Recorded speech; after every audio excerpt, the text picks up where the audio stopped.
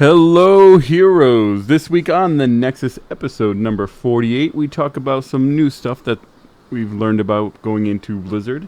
A little bit more brawling with the blues, some skins are available, and we have our hero spotlight on Azmodan.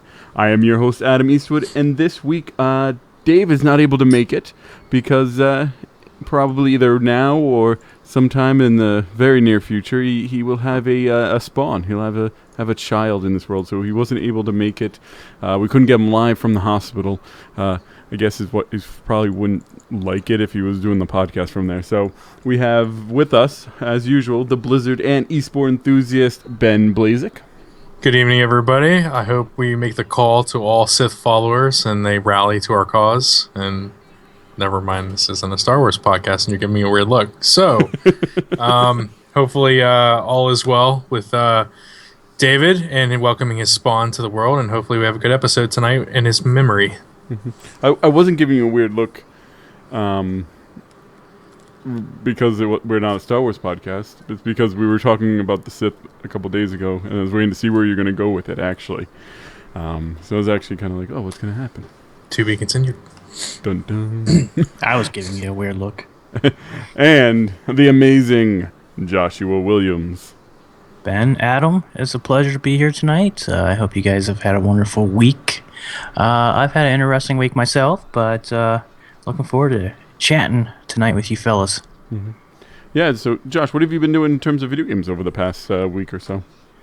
I've been doing World of Warcraft stuff, getting prepared for Draenor to enter Draenor and all that fun stuff. Can't wait to do that. I'm super excited for that. But I think I'm going to take a break from Warcraft from now till it comes out. And yesterday I picked up the new Borderlands pre-sequel. And I've been playing that and trying to play the new Sid Meier's game, but my computer is giving me crap and not wanting to play it for me. So, No, this new Sid Meier's game, the Civilization Beyond Earth, is that what it's called? Yes. Yeah, Beyond Earth. That looks fun. I've always been a big Civilization fan. I haven't played them in a little while, but I've always been a fan of them. And wow. This one just you finally get it to go up into space and colonize. So I'll let you know how it is once I get in. They should just give me a free copy. I think, honestly, I believe every video game company should just send me free copies of games so I can just play them for like an hour and then not play them again, because I do tend to do that a lot. I'll put a request in for you. Yeah. How about Heroes of Storm? Any Heroes play this past week? Not really too much during the week. I did play quite a bit last weekend, though. Mm-hmm. But I didn't really play too much this week. I think maybe I played only like 2 or 3 matches during the week, so nothing too much. Mm-hmm. But I did play last weekend after the podcast and all that, and during Saturday and Sunday I played. Mm-hmm. Yeah, me and you were playing right after the podcast, and after one game I had to get going. Yeah. My brother showed up randomly. He was kind of looking at me through the window and knocking softly, kind of trying to creep me out. And it worked, too. I will tell you, it worked. Ben, what has your gaming been like over the past week? So, I've been playing Heroes with the team. We made some, for anybody that wants to know, some lineup changes. Switched out 2 guys. So we've been practicing, trying to get into a more rigorous practice schedule. It's been very productive. We're gelling really well, and it's progressing very nicely. The only problem is we got to get our MMR back up there so that way we're actually playing against really good people instead of scrub it up dubs, because you don't learn anything when you play scrubs. It's kind of sad to say, but it is true. Mm-hmm. Outside of that, I've been playing SWOTOR, and I was trying to get as many guys to 55 as possible using the 12 times XP boost before the Revan expansion, and watching a lot of Life is Feudal streams, trying to test my patience and not click the buy button on Steam. And that's about it. You know, it's funny because you were showing me that game literally 5 minutes before, and I'm like, this looks really cool. And I'm like, I don't have the money for it. It seems like something that would be free to play. I don't know why. Or if not free to play, maybe a add-on, like a not an add-on, but a mod of an existing game. So right now it's like early access for this. They call it the Your Own version or something like that, where you have servers of 64 players. They're building an MMO version. Yep. And I don't remember all the details, but that one's either going to be free or you're going to have to pay like a very, very small fee, and then the rest of it's free. But Your Own version's like $35. Yeah. And now, if you buy the $35 version, do you then get to get the MMO one for free? Yes. No, that makes sense then. If you're going to get the full MMO version of it free afterwards, they're probably just trying to get some money to get them made and made it right. The thing is, there's another sandbox MMO that they're talking about. It's Pathfinder Online. It's based on the Pathfinder role-playing game, which is like D&D 3.5. And I have friends who are about to get into the like early access of that. So he's going to let me know what it's like, and supposedly he did a Kickstarter, gives him invite one person, and I might talk him into giving it to me. Oh, nice. So I don't know why that randomly when you said role-playing game, that randomly reminded me of Star Wars Galaxies. I actually almost downloaded a Star Wars Galaxies emulator today, but I decided not to do it. If you do that, let me know. I'll go do it. As long as it's pre-combat upgrade. I think it is. Because that's when the game went to shit. I think it is before that. Mm-hmm. When everybody could be a Jedi, it was no fun. Because all my friends were Elder Jedis that I played with. I was about to be a Jedi, and then everybody else could be Jedi, so I could be... My hours and hours of grinding to be a Jedi went to nothing when they did the switchover, so I was pretty angry at that point. So... in terms of my gaming this week, I did play a lot of Heroes, with the team and without the team. I've grown to hate playing with one random person. We have a 4-person team sometimes, and that one person is so hit or miss. It's very, very frustrating. It's like was it last night? Yeah, it was last night. We got someone who was playing Zeratul. No, I'm talking about the good ones first. So we had the Zeratul, and we had someone play Brightwing, and they meshed really well because, they did what they were supposed to do. And then we got a Gazlo, and he wasn't taking merc camps. He wasn't doing what Gazlo does best. He wasn't setting up fights. He was just going in and punching things in the face, which doesn't work out all that well for you unless you have your turrets set up around you. And I find that's like a common thing that's been happening to me with people playing Gazlo when we have 4 people. I mean, it happened another night. I forget if I was playing with you, Ben, or not. Like 2 weeks ago. 2 games in a row, we got 2 different Gazlos, and they did the same thing. No, I was there for that because I remember. Because loading in, I was like, man, please tell me this is not the same Gazlo. Yeah. And everybody was like, nah, it's a different guy, don't worry. And then he played like the last guy, so I was like, It doesn't matter. So is he the free hero of the week? No, because one was last week, one's this week. So new heroes is just, I don't know. It's like if you have that one spot open and you want anything but Gazlo. It could be that Ben's been playing a lot of Azmodan, so we already have that kind of specialist role taken care of. So adding another specialist doesn't help. But I feel like if they played a little better, maybe like practice a little more with Gazlo and like knew what to do with them a little more, it wouldn't be so bad. But it is very frustrating when we don't have a full team. It mainly just comes down to when you're not willing to play with the rest of the team, you're off trying to do your own thing and lone wolfing it, especially in the late game stages. It's just a recipe for disaster. Yes. So I did that, and I bought Illidan with the gold. I had 2 of his skins, and I didn't actually own the character, so I spent $4,000 on him this week. I'm still kind of saving up because I'm going to get a new Barox, a master skin, as soon as I can. I'll be there pretty soon. I think another week or 2, and I should get there. Other than that, I did jump back into WoW. We did a little bit of raiding on Wednesday night before I had our team practice. It went pretty well. A lot of fun. I'm glad to be back into WoW. Very excited. I saw that on Battle.net. I was ready to jump the gun on you too because I saw you were in a raid, and I was like, "You better not be raiding right now before practice." And then come practice time, you say you can't jump in this raid. I was ready. I was gunning. Yeah, no. You said something, and I'm like, "Don't worry, Ben." I actually specifically went to the DPS role instead of tanking because I was going to be jumping out. So I'm like, Ben will like show up at my house and kill me, and he has the tools to do it, guys. Oh man. I mean that's really about it for my gaming. A little bit of Diablo, but all Blizzard games lately. It's kind of my thing. I'm looking for another game to kind of pull me away. Oh, you know what it is? Actually, I lied. I did play Infinite Crisis a little bit, and what do you call it? DC Universe Online. I played a match of Infinite Crisis the other day. Yeah, so I did horrible. Oh no, I did too. I played Arrow, and his range is like 2 feet, and so I went like 0 and 10. Mm-hmm. You know what? I work in retail, and I had a customer come in, and I was talking to him, and found out that he worked at Turbine, and we were talking about Infinite Crisis and all that stuff, and you know, he looked up the podcast and stuff. He was like on his thing. He's like, "Oh, look it up. I'll listen to you guys." So, but I had been playing it a little bit, you know, before, and I was like, it was just really coincidental that then he came in and he had worked on it and stuff. So that was pretty cool.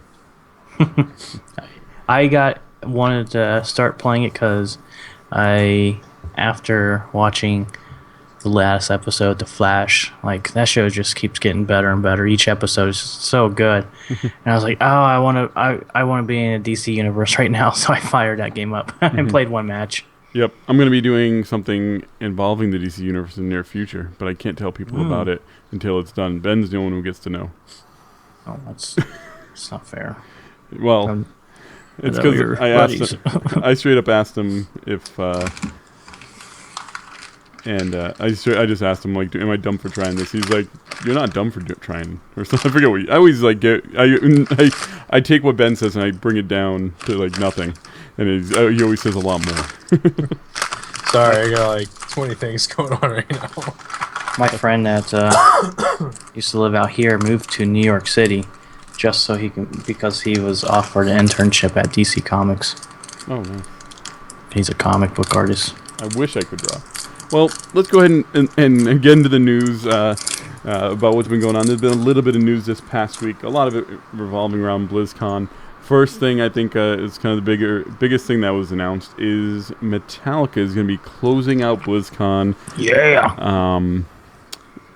First off, before we get into our real thoughts about Metallica and stuff like that, we'll just go real quick. Josh, are you going to go and watch them?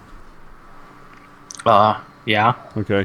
Didn't. Wait, Ben, are you going to take the time to go and watch the concert? Undecided. I plan on it, but the thing is, I'm like, it depends on what else is happening that night, how long I stay. Now, I think it's kind of funny. They really are like, what band do we really want to bring in that we like? You know, like Samwise Didier and Mike Morhaime, and that's why they got Metallica. You can obviously tell that, you know, that was that level of a band. I see a lot of people online that are kind of unhappy with this decision. Do you guys disagree? Do you think there are better bands they could have chosen for the crowd, or regardless of who they would have chosen, you would have seen that. They would have chosen like the most like.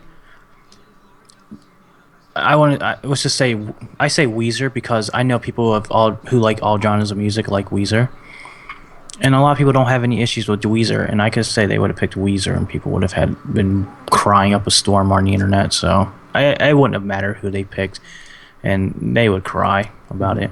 While everybody who's at Blizzard is a fan of Blizzard games. That's why you're there. We all still come from different walks of life, and so you can't please everybody. And that's the problem. Yep. I think their pick was much better than last year because Blink-182 is not a live band, and I think, whatever if you got a problem with this comment, but I think they played horrible last year. I was watching it live on the virtual ticket, and I think their live performance was garbage. And I had one of my best friends was messaging me on Steam, and he's a huge Blink-182 fan, and he was even like, "Dude, this is a horrible performance." Mm-hmm. So I think the choice was much better this year, but regardless, you're just never going to please everybody. Yep. You know, it's funny that you mention, I'm a Blink-182 fan. I've been to, Warped Tours, and I've seen them live a ton of times. And what I ended up doing was I turned it off, went on Spotify, got a playlist of theirs, and listened to a little bit of their music because it got me in the mood to listen to the music. But I thought the live performance was, like you said, like horrible. Well, I was telling my wife, and the problem with it last year was that it sounded more like an 80s emo band than Blink-182. It had the sound of like The Cure than anything else. And The Cure is, good for their own thing, their type of music, and people that like The Cure, that's one thing. But Blink-182 shouldn't sound like them. So I don't think they did a good live show for it. I'm probably the biggest Blink fan out of everyone in this chat right now. It's my all-time favorite band. I've seen them many, many, many times. The album they did cover is kind of that they were doing for the 10th year anniversary of that album is pretty emo-ish. Mm-hmm. I enjoyed the performance, but I'm a sucker for Blink-182, so I'll like anything they do. Mm-hmm. Just like Blizzard. Right. But it was fun I was also in the pit. I wasn't watching it live, so maybe I had a different experience than you guys did just watching the stream. Right. It may have been boring, but since I was there in person watching it with the people singing the songs, it's a completely different atmosphere. Oh, yeah. I have a hard time watching concerts on TV in general. Like, they're always never as fun as when you're Unless it's Iron Maiden. Iron Maiden's videos are really good. But I don't know. You're missing something. Like, the one reason I'm really happy they picked Metallica is, I was telling Ben this, is there are two bands that I have not seen that I want to see. One of which is alive, and the other one that most of the people are alive. Metallica is that band. For some reason, I never got around to seeing them. I went to a ton of concerts, my senior year, after high school. Like, that's what we did, like, every weekend with my friends. And for some reason, never got Metallica. Which, I'm glad I can finally see them. But it's like, I feel like there's so much other things I want to be doing, around BlizzCon at that time. So it's a little tough,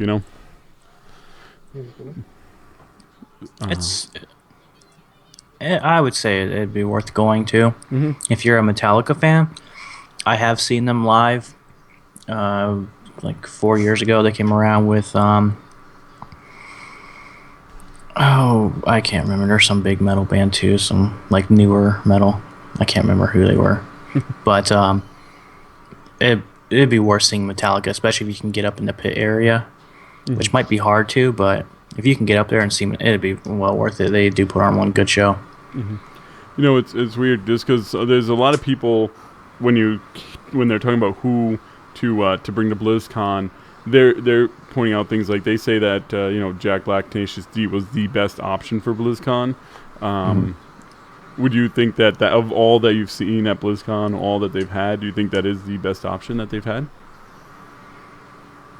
Of Jack Black, Tenacious D, or you mean Metallica? No, that's what I'm saying. Like for BlizzCon, a lot of people are backing the idea that Tenacious D, obviously Jack Black band, was the best one for the group of people that were going to be there.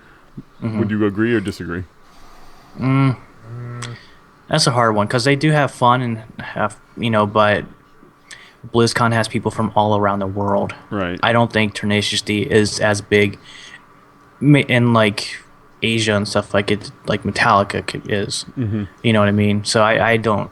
It's a hard one to pick just because of that factor there. I mean, they do fit in very well with that kind of crowd. Of course, Tenacious D does, but it's just the popularity is hard to tell if a lot of people there know who exactly they are. Right. Yeah. Mm-hmm. And I guess like the final thing, it's actually funny. Josh, not other Josh, Goku from our team, just pointed out. He said Weird Al. Polka metal. Oh God, that would have been so awesome. But Weird Al be there. That's what I've heard too. Is that they some people really feel that they should go somewhere towards like what PAX East does, where they had Jonathan Colton last year. 2 years ago. Last year that MC Frontalot. What? Wasn't 2013 the Proto Man? I forget. But I know like that Jonathan Colton. They could have been him, and then, like I said, MC Frontalot, like people that are pushed towards the nerd culture, nerd rappers and Weird Al, just and all that stuff. So, we'll see. I'm excited. Like I said, I'll probably definitely go for a little while and decide from there. Granted, if like Ben doesn't go and you for some reason don't go and all the people I know don't go, then I'll probably. It's basically just going to depend on how I feel because I got to get up at like 4 a.m. to go to the airport to catch my flight home. So it's going to depend on how I feel. Yeah, if this was like like 10 years ago, I'd probably be a lot more excited about it because Metallica is still a band that I haven't seen live, but I'm not as excited as I probably should be or as other people are. So, well, even before they announced Metallica, I didn't know if I was going to go to the concert or not. But anyways, we should move on to Heroes. Well, the few more things from BlizzCon is the BlizzCon mobile app is downloadable now for every other cell phone except for mine. You can get on Android and Apple products, so you can look at the schedule and everything from your mobile devices. I have friends that they're very excited that this is up because then they can plan their trips and know what they're going to do, and it's a good way of finding your way around while you're there. So I'm going to rely on somebody else because they don't have it out for the Windows phone, which seems ridiculous. Womp, womp, womp. I think it's ridiculous that they don't have it for Windows phones. It can't be that much harder to bring it to it. It is weird because they're bringing because don't they have the authenticator on there? Yep. And they already said they're going to do Hearthstone on there, so it seems kind of weird. Maybe it's just because they've already had these apps in the past. They have not said they're going to do Hearthstone. They do Hearthstone on Windows tablets. Oh, it's close. No, it's not. Because believe me, I've been wanting it, and there's no word. It's Android and Apple only. No, I meant like the coding aspect for the Windows phones and the Windows tablets aren't too much different. They can do it. They got enough people that work there. They could do it, but they're not planning on doing it this time. Yeah, they got enough people. Come on, Blizzard. It's a lot of work Get that intern. for not that big of a market, which is the problem. Would it be a minority there, Adam? Windows phones users are like the Apple users of the early 90s. Oh, yeah. We're the minority. Yep. And then for specific Heroes of the Storm BlizzCon news, there's a page to kind of go and check where to watch the Heroes of the Storm exhibition tournament. For any of us here in the U.S., this didn't really do much in terms of letting us know where to find it. Obviously, you go to BlizzCon.com if you have the virtual ticket. If you're at BlizzCon, you're going to have to fight for front row seats with me and Ben and Josh to get an eye on it. But it's a good thing to kind of check out, especially if you need a different language, Russian, Polish, or German or anything. It actually lets you know who is working along Blizzard to give you the Heroes of the Storm exhibition matches in your native language, which is pretty cool that there's a lot of different options available right now. So they'll be adding in the coming weeks we'll see adding brackets, player profiles, and all the esports related news on the BlizzCon tournament hub. So the funny thing, it's 4 teams. We're 2 weeks away, and they're like in the coming weeks. I was like, well, you have to in like next week or two, otherwise it's just going to happen before you put it up. Exactly, man. We're finally getting that big push, though, for esports, and that's really nice because you can see the community really wants it, and so now we're kind of getting to that point, and I don't know, man. I'm so curious to see what build they're going to have for the teams because it's not going to be the same build probably that we're on right now. Okay, let's see. What else do we have? Brawl with the Blues again. I think this one has got me a little more excited than the last one. I think they gave us a little more leeway in it. It's next Thursday at 11 a.m. Pacific Daylight Time, which East Coast people, that's 2 o'clock. I'm a little more excited with this one because you're actually going to have the team captain from Evil Geniuses, who hasn't been announced yet. You're going to have Seth from Team Liquid, Ace of Spades from Fnatic, and Bobby Hank Hill from Cloud9. Which is pretty cool because now we're going to see, a little bit of what the teams that got picked for the exhibition can do as they head up against some Blues players. And I think Trickslayer is going to be their 5th on this. And they're going to introduce the team captains. They're going to do the verse matches. They're going to talk about the team compositions and how they work. And they're going to take requested heroes from Twitch chat. So, are you guys going to be able to watch it? You guys? I hope. What day is it again? Thursday. So it's this coming Thursday at 2 p.m. Eastern. Oh, no. I have a stupid thing called work to do. Mm-hmm. I think I'll probably be back from Fort Knox at that point, so I'll probably be watching it more than likely.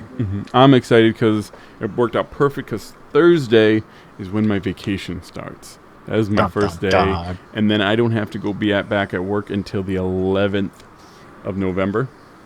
And then I work the 11th and 12th. And then I'm off on the 13th for 5 days. So it's like... How do you get so many days off and work in retail during November? Well, because our blackout dates are Thanksgiving and after, and I saved a lot of time. I've been with the company for 4 years, and I don't like taking vacation during the summer because it's warm outside. I'd rather be in the air conditioning. I hear that. When I worked in retail, I took because I worked at GameStop, so I couldn't take them during November or December, or really too much January. But I took one in February. I took a week of vacation in February. Like it's a perfect excuse to stay inside and just play. Back then was Burning Crusade. Mm-hmm. Well, next year I'll have 3 weeks. It'll be PAX East, hopefully San Diego Comic-Con, and then maybe BlizzCon again. Nice. That's the plan, if we can get tickets to Comic-Con. Any other final thoughts on Brawling with the Blues? I'm glad that it's, we're starting to pick up more into a consistent Heroes, streaming outreach from the devs and the community team, which is overall good because, we're just spreading more awareness of the game. We're trying to include more people. It's not quite where I think it should be as far as, I consider it still community outreach to the Heroes community. But, it's good that it's happening. And I'm excited to see that we're introducing some of the captains from the teams and see what they're able to do. It's an exciting time with all the changes that are going on in the alpha build for anybody who is in alpha, and the fact that we're getting one step closer to beta and we're getting one step closer to seeing what's exactly going to happen when this thing goes beta and who's going to be right about open beta and stuff like that. Mm-hmm. So, and then this next comment is not just because we're a Heroes of the Storm podcast, but they did the one with the streamers. They're now doing ones with the people from the exhibition. I really think it would be cool if there was a brawl with the Blues with podcasters. Even if it's you take Fimless from Hotscast, Mick Montgomery from Stormcast, one of us, and make a team to go against the Blues. That would be pretty cool because it would be cool to see that outreach to the podcasters as well. Because for a game that's just in technical alpha, there's a lot of podcasts out there where a lot of us are putting a lot of time. It'd just be cool to have that out there as well. You know what I'm saying? Yeah. I definitely like to see that kind of outreach. You need to start including the people that are behind the community as far as spreading news and knowledge and analytical talk. I don't think that team would win, but I would like to see it done. You don't think that team could beat the Blues? No. It depends. I mean, what is it? What on? What's his name? Solid Jake from Town Hall. He's pretty good, right? One person doesn't make a team. Me and you are pretty good. No. I mean, I'm waiting for Josh to say something. It goes back, 1 to 2 people can't make a team. Yeah. All 5 got to be on point. But it depends on what Blues you're playing me. I mean, yeah, that's true. I've looked at the hot slogs, and they have a couple Blues there, and I'm pretty close to some of them, and I've had horrible luck in terms of my solo play lately. So that's why I'm not doing too much solo play. I've only been playing during team practice. Mm-hmm. When draft comes out, you will see my solo play skyrocket when the team's not online. Mm-hmm. But until draft comes out, I'm just sticking with the team for now.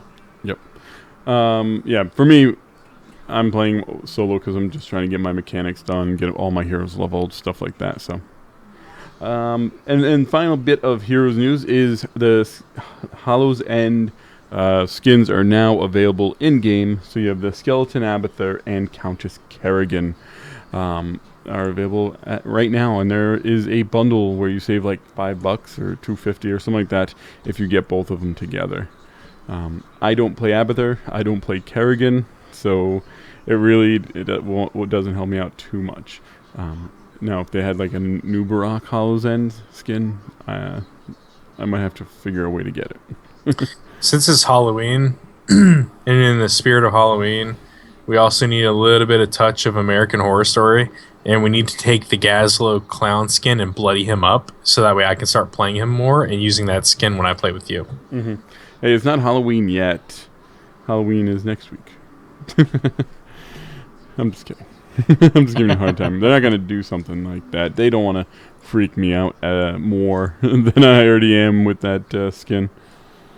I mean, it's the fact that there's no blood that makes it the scariest. It's like there's the potential that he's crazy. Okay. We'll see. We'll see. What do you mean we'll see? I'm telling you the truth. I guess I'm going to start playing Gazlo more and get that skin.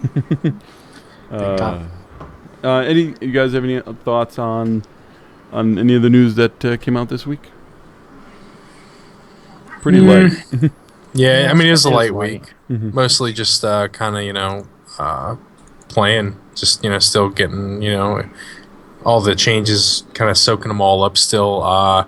It's amazing at all the games we've been playing. Like, the rotation on the maps are, like, so not even remotely close to being even. We played, like, over 20 Cursed Hollows and Dragonshires, and barely got Garden of Terror map. I haven't played Haunted Mines in probably over 2 weeks. Yeah. So that's just kind of weird, interesting things here and there. Yep. And I would expect the news to pick up specifically 2 weeks from now when we're at BlizzCon. Yeah, that's what I was about to say. I don't see them really having any news between now and 2 weeks. Right. Because, if there's going to be, I think we're due for a hero to come out probably a week or two after BlizzCon, probably end of November. And, they're not going to tell us who it's going to be until BlizzCon. They're going to, I bet we're going to get to play them then. So I hope to go with Draenor. That'd be cool if it was like Garrosh or Gromish or something like that. Or Cho'Gall. Yeah, or what's his name? Wait, Ner'zhul. yeah, or something to go with Draenor Well, theme. there's a shaman, but Yeah, Ben's all about Cho'Gall. So. I am all about Cho'Gall, but I'm also Gul'dan. That's what I was thinking. we don't need this like massive warlords hype train revolving around heroes. All right, we just need draft mode and more heroes is what we need. Mm-hmm. Draft mode, more heroes. They can still do that. I just meant it'd be cool if they have some like a warlord hero coming out. That's all. That's all, buddy. They can add that other stuff too. The only warlord that I want to see is Gul'dan, but that's about it. That could be him. That would be so fun. That'd be so good. Okay. Well, let's go ahead, and we're going to move on to our hero spotlight. This is the Hero Spotlight.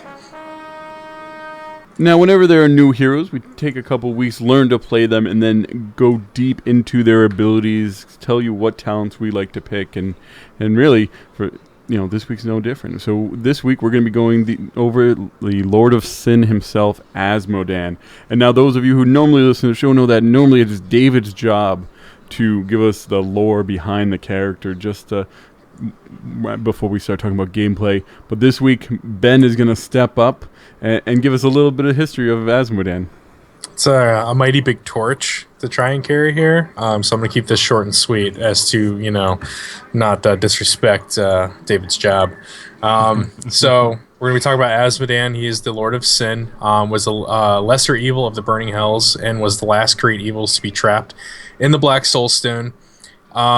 There's a lot of kind of history around him with the Great Conflict. Him and Belial were kind of the two that that were showcased in Diablo 3 in the primary story, even though they had inner fighting. And Azmodan had a big plan to basically invade Sanctuary and capture the Black Soul Stone to gain all the power of all the evils that were trapped within inside. I don't want to reveal too much about the Diablo 3 storyline for anybody who has not actually played it yet, but you'll see how that plan was kind of foiled a little bit. Excuse me. And they finally brought him over into Heroes, and he plays much like his abilities do in the lore-wise. He commands a lot of the armies of Hell, And as far as anybody who sees the demons in the game Diablo 3, the fallen ones are basically kind of from him, but they were changed by Diablo and so on. And so they pull them over into the game as well. Yes, he's the leader of Hell's armies, right? He's the one who actually controls all the armies, the general in battle kind of a thing. Yeah, aside from that, and I mean, he's the Lord of Sin, and basically like kind of everything around him. Like he has like 6 legs, and the decorations around his lower torso and his legs are kind of that around greed, and like trinkets and items of things that he's dominated and stuff like that. Nope, for sure. So let's kind of get into his abilities. Give a quick rundown of those abilities. So it looks like I'm starting this off, right? Yes, you are. That's different, but okay. Well, his first ability not his first ability is his D. What's his? Technically, I guess it's his trait. Trait, but his is yeah. an activated trait, kind of similar to Malfurion and Tyrande. You know, they're not just a passive ability. They actually it's basically a 5th button in the rotation. Yep, and I like his trait a lot. It's the General of Hell. He summons a General of Hell that at an allied mercenary, minion, or summoned creature. The General will march with the target, granting 15% increased damage and 15% increase maximum health to all nearby friendly mercenaries, minions, and summons. And it has unlimited range, so you can be at your base and it could be on their core and you can still summon it there as long as they have one of those 3 creatures with him. Yeah, has Globe of Annihilation. It shoots a globe of destruction, dealing damage on impact. Has an extremely long range and is basically my snipe ability when I play him, and can be buffed to increase the damage based upon how far you're throwing it. So the longer the range, the longer the damage, as well as can be spec'd to spawn a demon when the damage actually applies. Then he also has All Shall Burn, which this does is channels a death beam on an enemy, dealing damage every second. The damage amount grows the longer it is channeled to a maximum of double the damage per second. It does 25% more damage to structures. Now it does cancel whenever you move, but you can build into it to where you can move a bit. It's not as fast, but you can still move with him channeling it, which is a nice one to start picking off heroes inside a hero fight if you're close enough. Just start beaming down the healer if he's close enough and stuff. Summon Demon Warrior spawns a Demon Warrior that marches toward a point. Warrior lasts 10 seconds.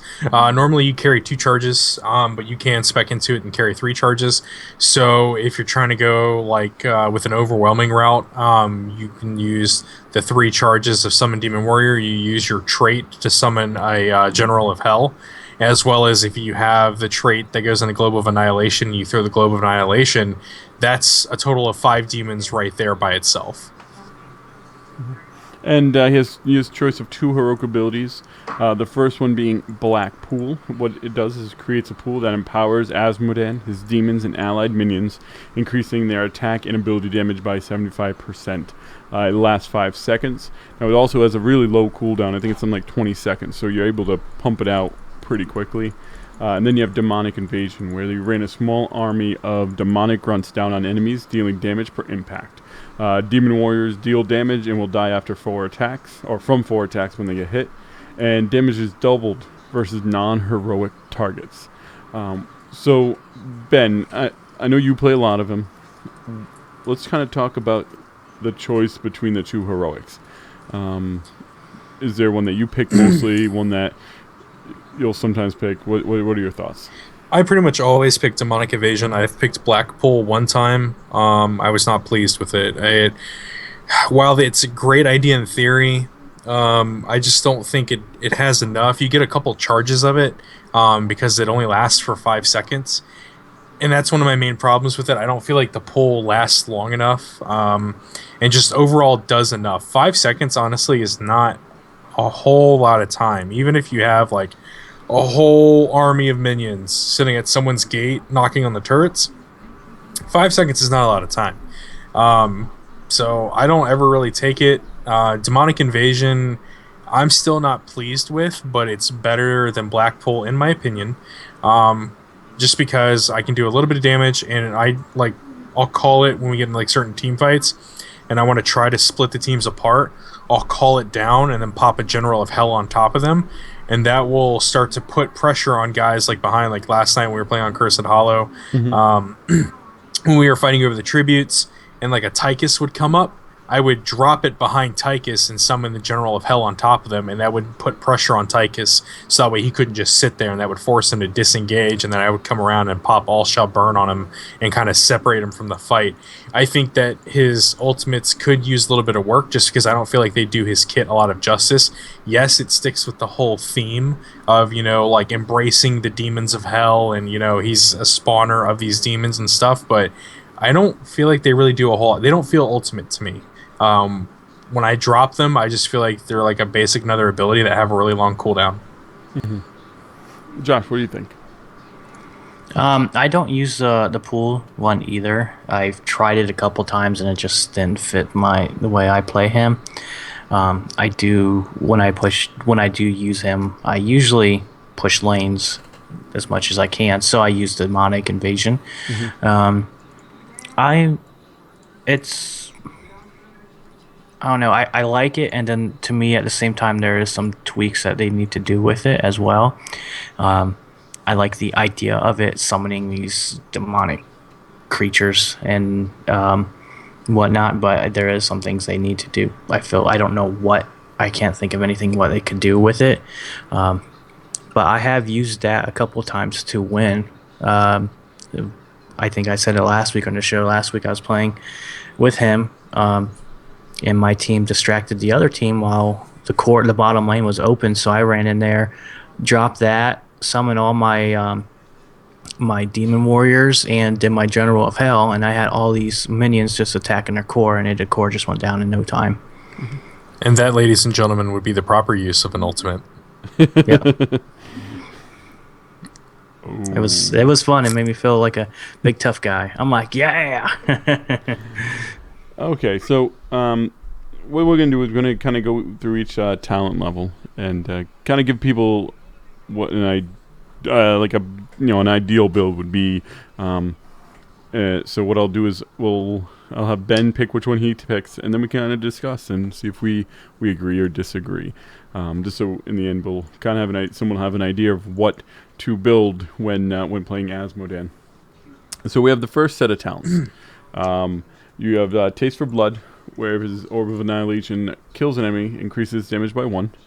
Sieging Wrath, which means basically the Orb of Annihilation does more damage the further you are from your enemy. Spare Nothing, when you use All Shall Burn, destroy 1 ammo a second from structures. You can put down a Healing Ward, and then you also have Bribe in order to take over mercenaries. Ben, what is your talent of choice at level 1? I always take Sieging Wrath. I basically, just because, like, not only are you a siege guy, like, you have some pretty good range as Azmodan, especially, like, with, the globe is your range. You can easily do so many things to aggravate the other team, such as disrupting somebody channeling on the curse, disrupting somebody channeling on the Blackheart in Blackheart's Bay and trying to drop off coins, somebody channeling the dragon. You can do so many things with that globe, and I love it to death. Why not give it a little extra bump? So if I am at absolute max range trying to disrupt somebody, I might as well do a little bit more damage. I feel like that benefits me a lot more because you don't always get the killing blow with a globe, so I don't really feel like it's worth my time trying to build it to boost my damage, because the only time you're really going to get that is if you're getting amazing snipes out of team fights, but you can't like set up and be like, I'm going to make this happen, because you don't know for a fact. Or clearing a minion lane, but that's really only that useful at later in game anyways. Otherwise, the globe doesn't do that much damage, so I just don't really fool with it. And I don't think channeling All Shall Burn on structures to destroy one ammo is really worth it that much, because I spawn so many demons anyways that the turrets are just eating up all their ammo regardless on the minions. So I don't really need to destroy the turret's ammo because it's already gone. And then the other two, child's play. Josh, would you agree? Oh yeah, that's the same talent I pick every time. With the build I do, it's just necessary to have that. Yeah, I was trying to do the math, and you would need a lot of extra damage from Taste for Blood in order to make up for that 50% at max range. So I think the Siege Wrath is a better option as well. Plus, you said this to me, and I've done it, where it's just a whole lot of fun to attack enemies before minions have spawned for the first time and start hitting them from a range and dealing decent damage right away. You know what I'm saying, Ben? Yeah. I know what you're saying, dude. You know what I'm saying? I got you, dude. You want me to be combative tonight? Is that it? No, I was just making sure that I actually make sense, because I don't play as Azmodan as much as you, but I do see little things here and there. Now at level 4 you have Superiority, where you reduce damage taken from non-heroic enemies. Army of Hell increases the number of charges of your army, so you can now have up to 4 warriors coming out at the same time. 3. Sorry. 4 if you want to count the trait. Yep. Burn the Weak. Structure damage bonus now applies to minions and mercenaries and is increased to 50%. Gluttony. 15% of damage dealt by all shall burn is returned as health. And Bound Minion, where using General of Hell on a lane minion permanently increases the minion's damage by 100% and its health by 300.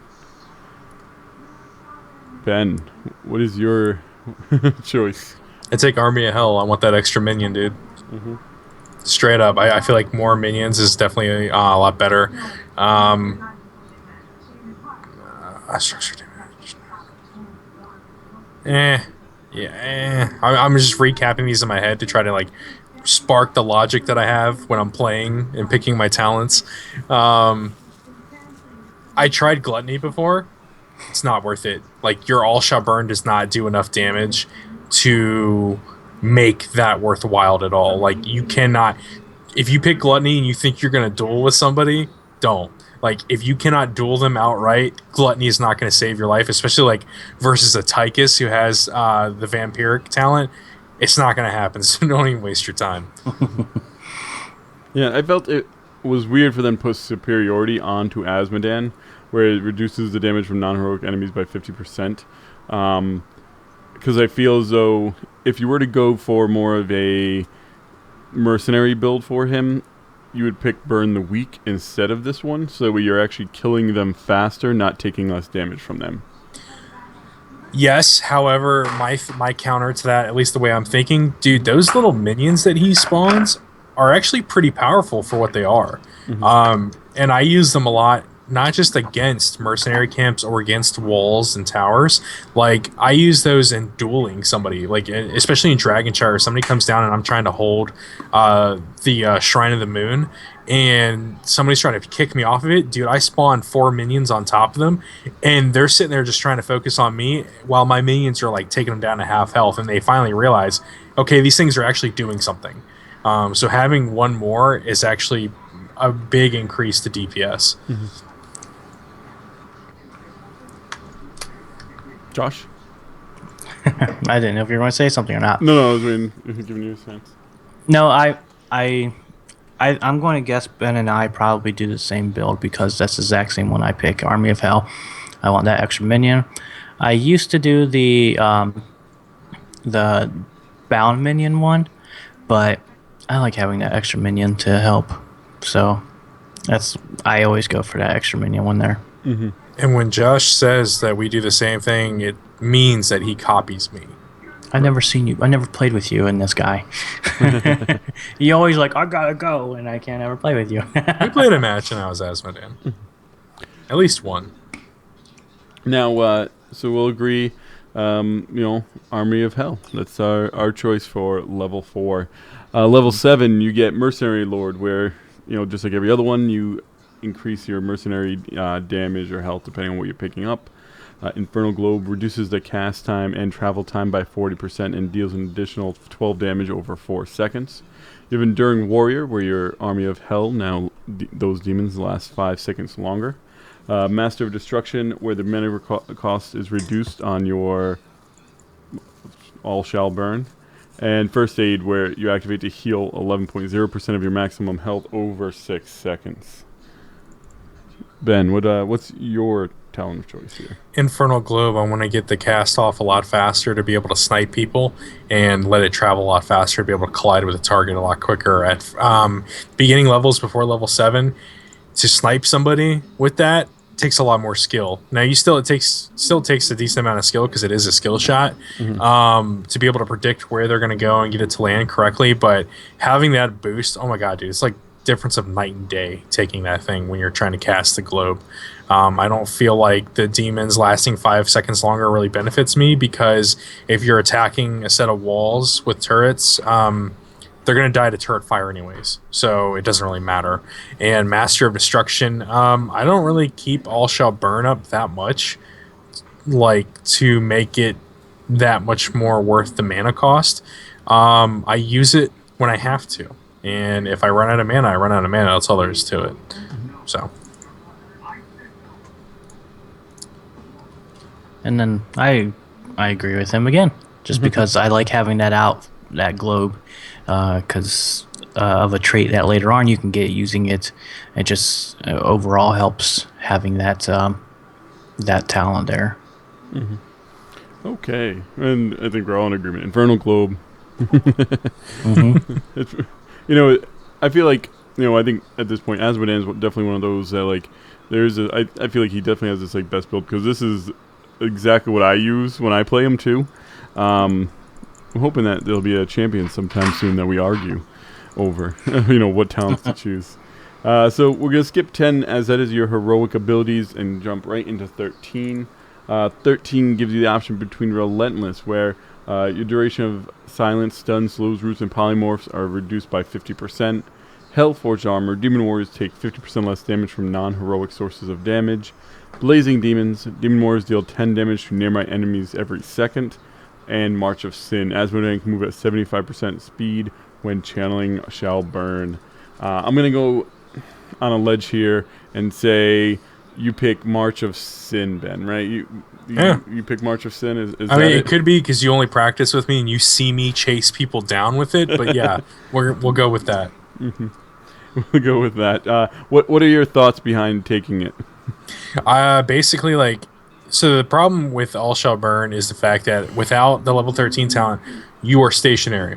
So if you go to attack somebody, they're going to instantly know, I'm just going to back up, and it's going to disable his cast. So having that allows you to chase people down. Now, granted, you're only 75% movement speed, but sometimes that's enough to do it. I've chased down many people and got the final killing blows just because I was mobile while using All Shall Burn. I feel like versus everything on this list, on the 13, like Demon Warriors deal 10 damage to nearby enemies every second, I don't care. That's nowhere near in comparison to March of Sin, in my opinion. Demon Warriors take 50% less damage from non-heroic sources of damage. Again, goes back to the whole turret thing. I don't care. Like, they're going to take... If minions are running into them and turrets are firing, they're going to die regardless. They're there to be a meat shield for me. I don't care about them taking 50% less damage, because in the end of the day, it's not going to really matter that much. And reduces duration of silent stuns. Relentless is viable, depending on what composition you're fighting against. If you're fighting a very CC-heavy team composition, and you don't want to be extremely mobile fighter, then yeah, you would probably take Relentless, but I like to be very mobile, and I like to intercept and chase down targets when I can, as well as juking and moving around. An example of that would be on Garden of Terror. I run circles around the Garden Terrors while collecting seeds. I do it on the chests in Blackheart's Bay. I sit there and run circles around it while casting All Shall Burn to pick up the coins. I just like being mobile, so... Yep, it's that talent. I think is essential once it gets in game, because you get all those big in game team battles together, and it's just if you're close, you have to. That thing can be very powerful and can really pick off other heroes. So that, to me, March of Sin is a talent that, for me, feels like everyone should be picking. See, I feel Hellforged armor should have been put a little earlier. I think if that was like a level, I don't know, 4 or 7, then it would be a little bit stronger. Because I feel like by the time you get to 13, there's less of the, pushing up against the lane, early game. It seems like it'd be strong early game, not like this like mid game level 13. Yeah. If it was a level 1 talent, I might change it out, but at level 13 it's too late. Yeah. So March of Sin is our consensus. 16, you have Imposing Presence, where enemies attack you have their attack speed slowed by 30%. Battleborn, where you get a Demon Warrior wherever your Globe of Annihilation hits. Demonic Smite, your General Hell will periodically blast enemy minions and with demonic energy, dealing 500 damage. And Blood for Blood, which not everyone gets, but a good chunk of people will get. And that's where you activate to steal 15% of target's health, and slow its movement speed by 30% for 3 seconds. So I always take Battleborn just because I like being annoying, and I think it's amazing when you go to like try to cancel out somebody gathering a tribute or like a chest or whatever, and like somebody spawns on top of them, so now they got to deal with that first. And then as soon as it collides on target and it spawns that minion, I summon a General of Hell on top of that. So that's priceless for me. I've meant to use Blood for Blood just to see how it plays out with like intercepting somebody while being mobile with All Shall Burn, but I haven't done it yet just because I'm not thinking about doing it. Like, I have it in the back of my head, and then when level 16 pops, I don't think about it again. It's like I just need to take my minion and go.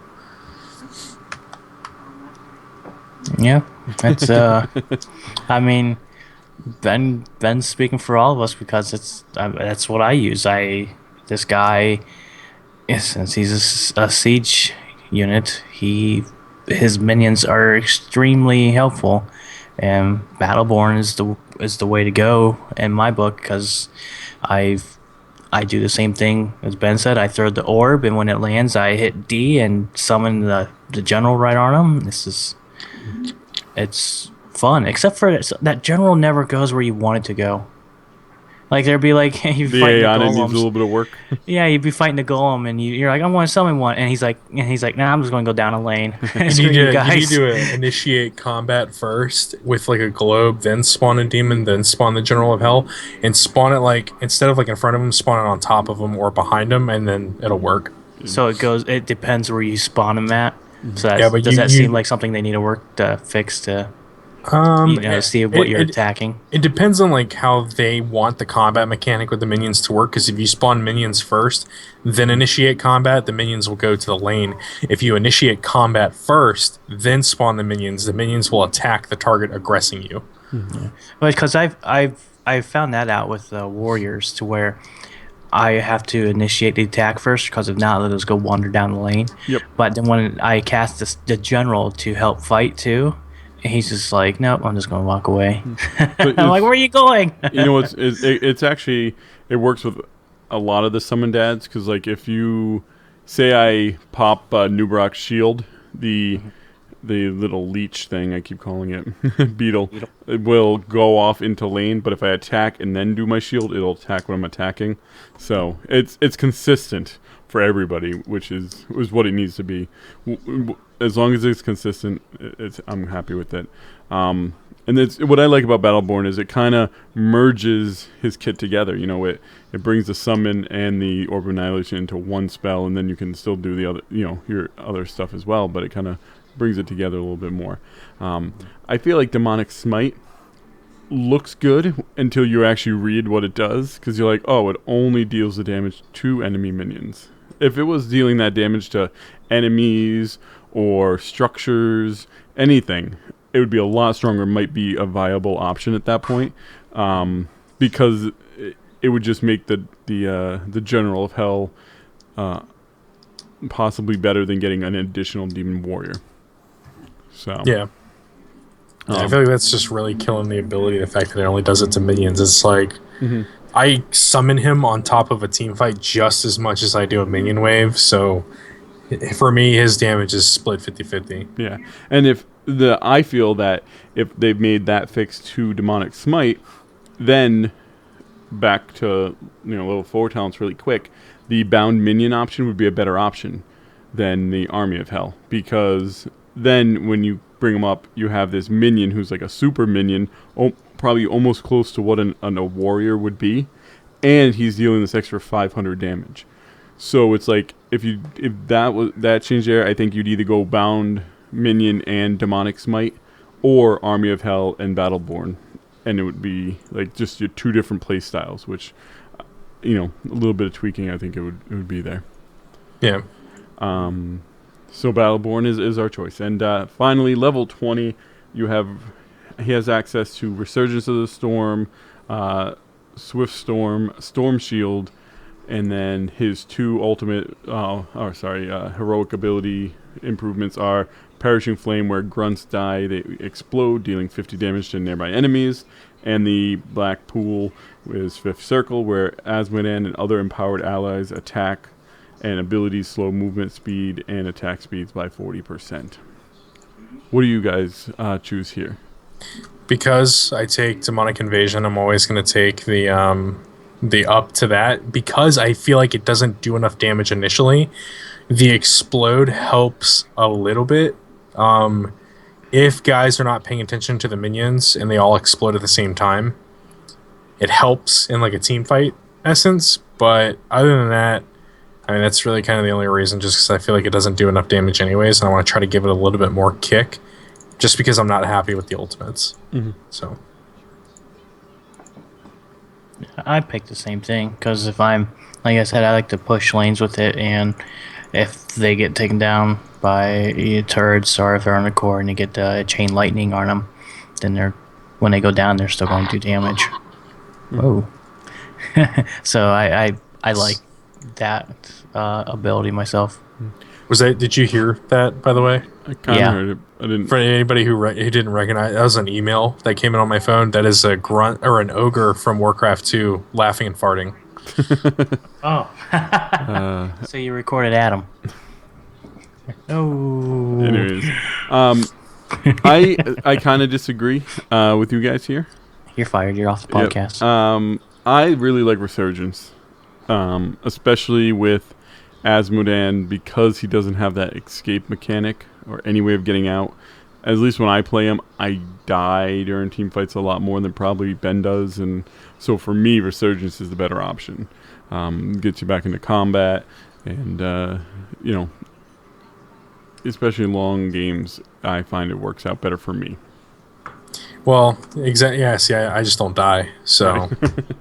Right. That's the thing, is in order for Resurgence to be the better option, you have to actually die as your character. Unfortunately. Yeah.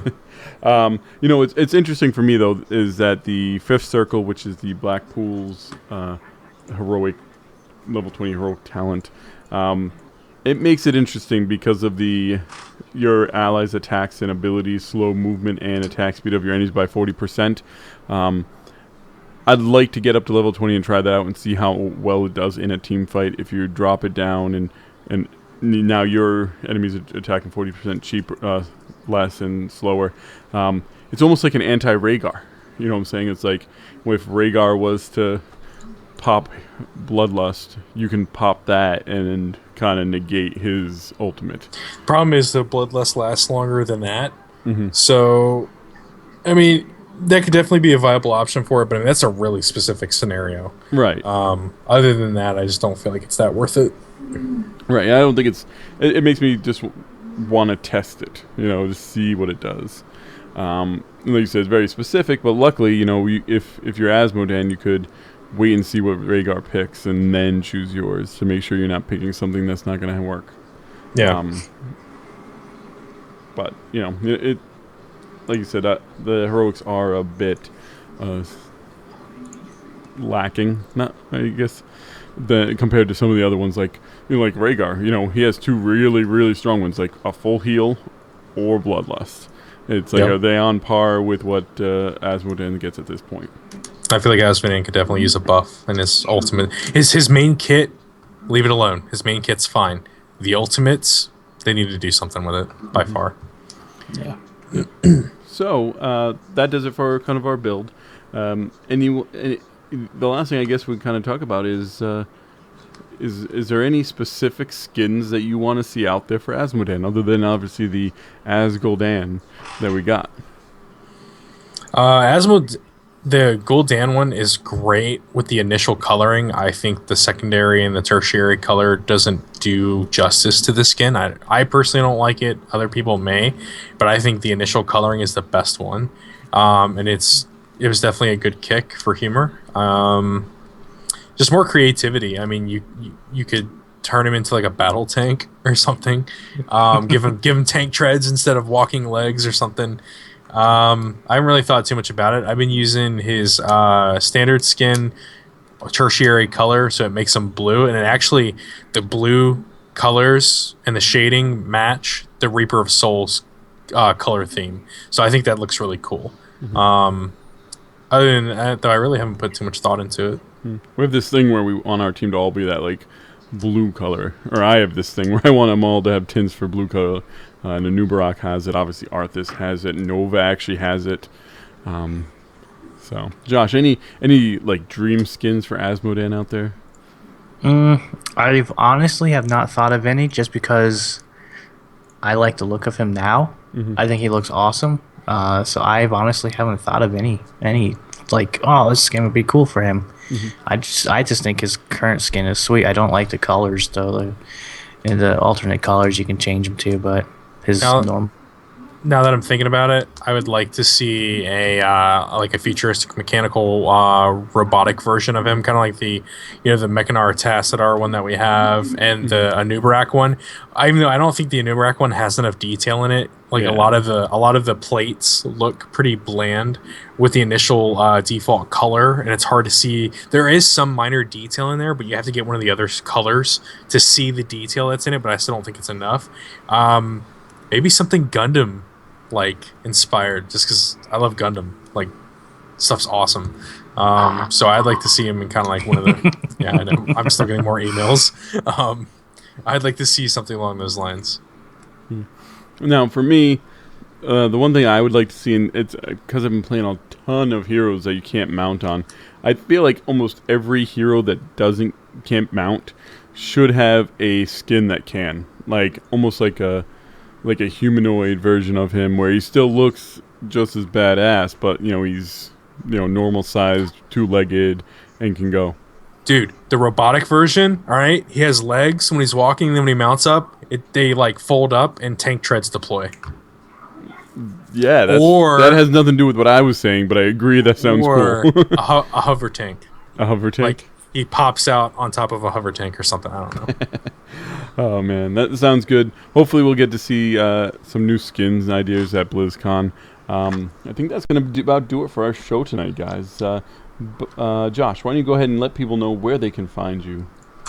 You can find me here every Friday night at 10 p.m. Eastern Standard Time at twitch.tv/Heroes of the Nexus. And then you can also find me on Twitter at Pakwan_AIE. It's spelled PAKKUAN_AIE. And Ben, where can people get a hold of you?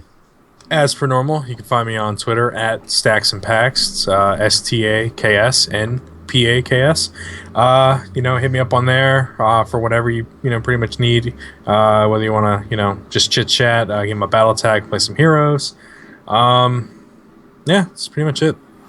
And you can reach me at Geek of Random on Twitter, or the show directly at The Nexus Podcast. You can also email us at show@heroesofthenexus.com with your questions, concerns, anything you really want to know about us or Heroes of the Storm.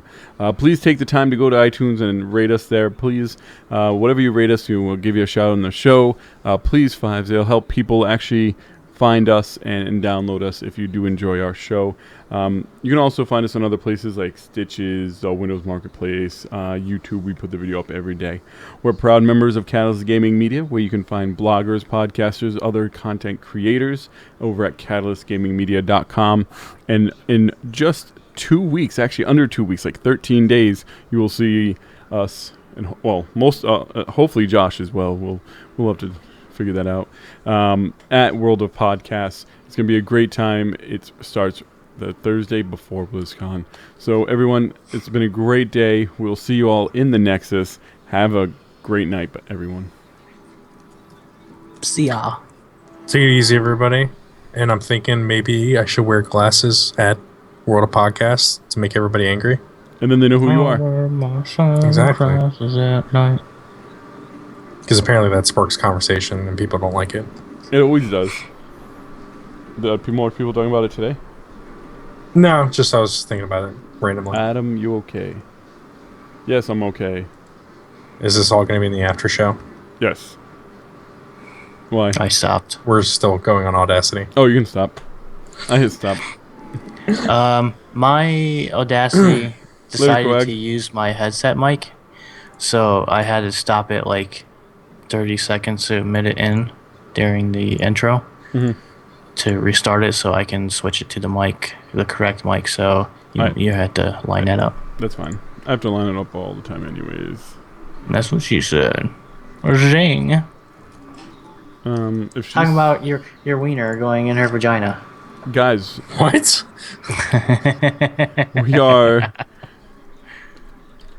only one more show before BlizzCon. Yeah, dude, it's exciting times. Before what? BlizzCon. What's that? It's nothing big. Yeah, don't worry about it, man. Okay. I'll just go on with my life. I was trying to figure out if we could get David to put the middle of his child's name as Nexus. Like that's a good middle name. I would if I was having a kid. I'm like, corporate sponsorship. I'd be like, I'll send you $5 a year. Exactly.